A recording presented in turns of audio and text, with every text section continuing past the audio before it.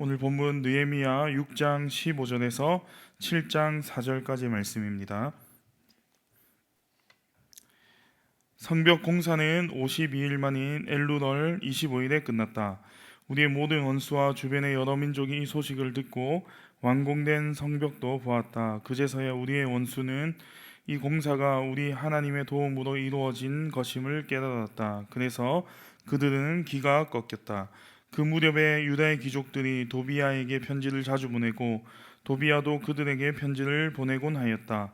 도비아는 아라의 아들인 스가냐의 사위인데다가 도비아의 아들 요하난도 베레기야의 아들인 무슬람의 딸과 결혼하였으므로 유다에는 그와 동맹을 맺은 사람들이 많았다. 그들은 내 앞에서도 서슴없이 도비아를 칭찬하고 내가 하는 말은 무엇이든지 다 그에게 일러 바쳤다. 그래서 도비아는 나에게 협박 편지를 여러 통 보내서 위협하였다. 성벽을 다시 쌓고 문들을 제자리에 단 다음에 나는 성전 문지기 위하 노래하는 사람과 레위 사람을 세우고 나의 아우 하나니와 성체 지휘관 하나냐에게 예루살렘 경비를 맡겼다. 하나냐는 진실한 사람이고 남다르게 하나님을 두려워하는 사람이었다.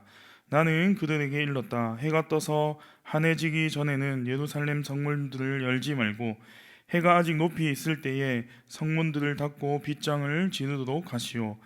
예루살렘 성 사람들로 경비를 세우시오. 일부는 지정된 초소에서 일부는 자기들의 집 가까이에서 경비를 서게 하십시오.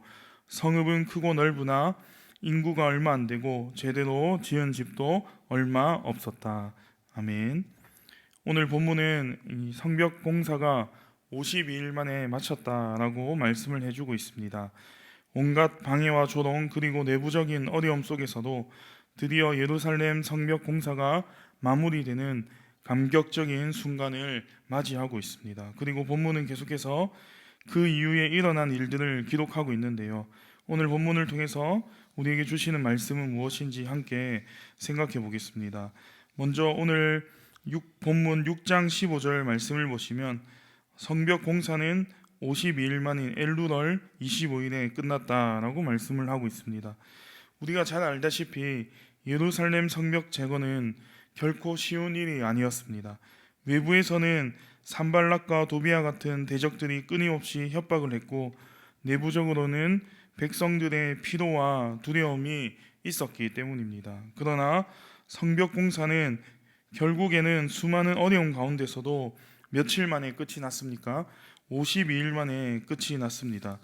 그런데 아무리 생각을 해도 공사가 52일 만에 마쳤다는 것은 결코 그 당시 인간의 힘만으로는 불가능한 일이었습니다. 그리고 이 사실을 이스라엘 백성들뿐만 아니라 대적들도 너무나도 잘 알고 있었습니다. 그래서 16절 말씀을 보시면 원수와 주변 민족들이 이 소식을 듣고 기가 꺾였다라고 말씀을 하고 있습니다. 그리고 그 이유에 대해서 이렇게 말씀합니다. 이 공사가 우리 하나님의 도움으로 이루어진 것임을 깨달았다라고 말씀을 하고 있죠. 여러분, 우리도 마찬가지입니다. 때로는 세상 사람들이 우리의 모습을 보고 무시하고 조롱하기도 합니다. 특별히 하나님의 일을 하며 세상의 것을 포기할 때 세상은 우리를 향해 어리석다라고 손가락질합니다. 너가 교회를 다니니까 그런 거야. 하나님이 살아계신 거 맞냐? 그런데 너 모습은 지금 왜 그러냐? 라고 이렇게 비난하고 손가락질을 한다는 것이죠. 그러나 오늘 말씀은 끝까지 믿음으로 인내하며 우리가 하나님의 말씀대로 살아갈 때 세상은 결국 그 일을 통해 살아계신 하나님을 보게 된다라고 말씀을 하고 있습니다. 하나님이 정말로 살아계심을 깨닫게 되고 자신이 얼마나 어리석었는지 수치심을 느끼게 된다는 것이죠. 이처럼 하나님의 일은 내 힘으로 하는 것이 아닙니다. 하나님이 함께 하시며 도우신다는 것을 기억하고 기도해야 합니다. 기도로 하나님을 의지하며 나아갈 때 우리의 삶 자체가 하나님이 살아계심을 보여주는 증거가 된다는 것입니다. 그래서 가장 먼저는 저와 여러분의 모든 삶에도 기적의 하나님이 항상 함께 하시기를 축복합니다. 끝까지 하나님을 믿고 기도함으로 그래서 세상 사람들이 우리의 모습을 통해 자신들의 귀가 꺾이고 살아계신 하나님을 깨닫게 되기를 간절히 소망합니다. 그런데 계속해서 본문을 보시면 성벽이 완공되었다고 해서 모든 문제가 사라진 것은 아니었습니다. 오늘 본문 17절에서 19절까지 말씀을 보시게 되면 유다의 귀족들이 여전히 대적 도비야와 내통을 하고 있었음을 보여주고 있습니다. 도비야는 정략 결혼을 통해서 유다의 유력한 가문들과 여전히 손을 잡고 있었던 것이죠. 그래서 성벽은 다 지어졌는데 성 안의 귀족들이 도비야와 편지를 주고받으며 느헤미야의 동태를 적에게 알리고 적의 말을 느헤미야에게 전하여서 두려움을 조장했습니다. 성벽 제거는 마쳤지만 여전히 내부적으로는 어려움이 있었던 것입니다. 우리도 마찬가지입니다. 기도를 통해서 하나님의 일을 잘 감당하고 그것을 통해 은혜를 받은 것 같지만 그때 사탄은 우리의 약점을 노린다는 것이죠. 우리가 여전히 끊지 못하는 세상적인 습관, 제약들을 들추어냅니다. 교만함에 빠지기도 하고 공허함을 주기도 합니다. 세상 사람들이 인정을 안 해주면 마음이 어려워지기도 한다는 것이죠.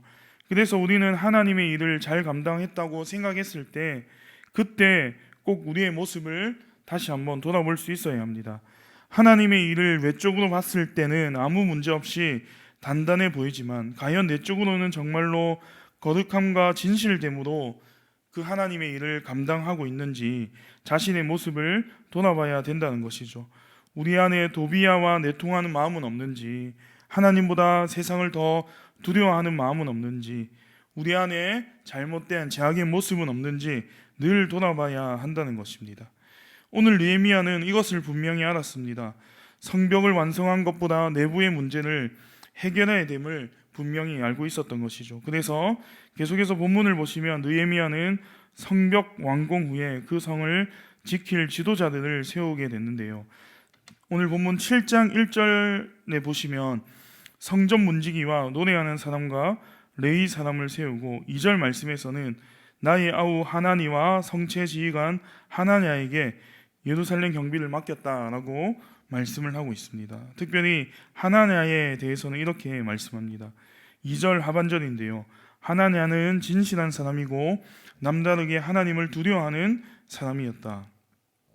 여기서 진실하다라는 말은 충성되다, 믿을만하다라는 뜻을 가지고 있습니다. 그리고 남다르게 하나님을 두려워한다는 것은 형식적인 신앙이 아니라 하나님을 진짜로 경외하는 마음이 누구보다 크다라는 뜻을 가지고 있습니다.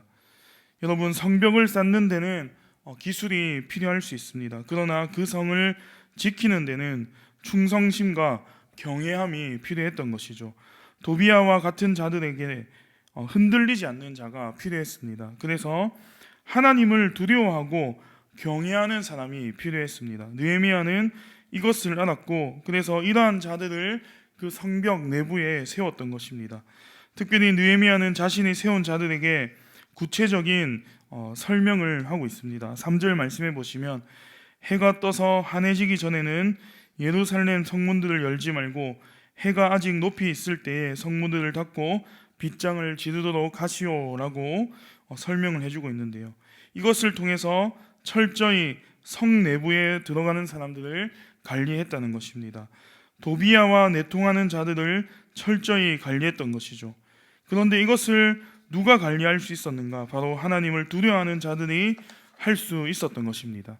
하나님을 두려워하지 않고 대충 지키는 사람은 결코 이 명령을 지킬 수 없었던 것이죠. 이것을 통해 하나님의 일을 할 때 외적인 것만큼 내적으로도 하나님을 진실되게 경외하는 것이 얼마나 중요한지 말씀을 해주고 있습니다. 거룩함을 버리고 세상과 타협하는 것이 아니라 철저히 하나님을 경외하는 마음으로 가득 차 있어야 함을 말씀해 주고 있는 것입니다. 이제 말씀을 맺겠습니다. 마지막으로 오늘 본문 4절을 보시면 성읍은 크고 넓으나 인구가 얼마 안 되고 제대로 지은 집도 얼마 없었다라고 말씀을 하고 있습니다.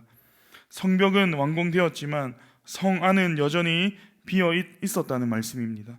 그리고 이것은 이제부터가 시작이라는 말씀입니다. 그 빈 곳을 거룩한 백성으로 하나님을 예배하는 가정으로 채워야 한다는 것입니다. 우리도 마찬가지입니다. 우리가 오늘 말씀을 통해서 기도로 하나님의 일을 잘 감당하는 것이 얼마나 중요한지 깨닫게 됩니다. 그래서 끝까지 잘 감당하여서 사람들에게 하나님의 살아계심을 증거해야 합니다. 그런데 또 한 가지 중요한 것은 하나님의 은혜로 일을 잘 감당했을 때 결코 우리의 거룩함을 잃어버려서는 안 된다는 것입니다. 우리의 교만함, 공허함, 제약들을 멀리하고 오직 하나님을 경외함으로 끝까지 가득 채울 수 있어야 한다는 것입니다. 우리가 목자로서 교회 여러 가지 봉사의 자리에서 섬길 때, 그래서 가장 먼저는 하나님의 일하심을 경험하고 그것을 통해 많은 사람들에게 하나님의 살아계심을 증거하시길 바랍니다.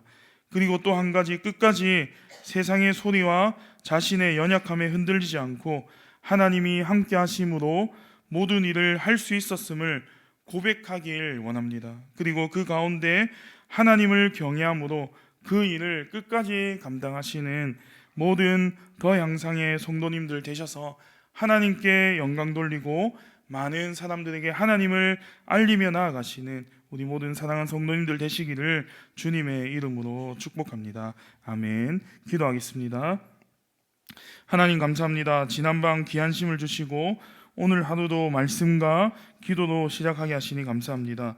오늘 말씀을 통해 다시 한번 하나님이 내 삶의 역사하심을 깨닫게 하시니 감사합니다. 나의 삶에 역사하시는 하나님을 통해 많은 사람들에게 하나님의 살아계심을 알리게 하시고 그 가운데 나의 의가 드러나지 않고 세상의 소리에 흔들리지 않게 하여 주시옵소서.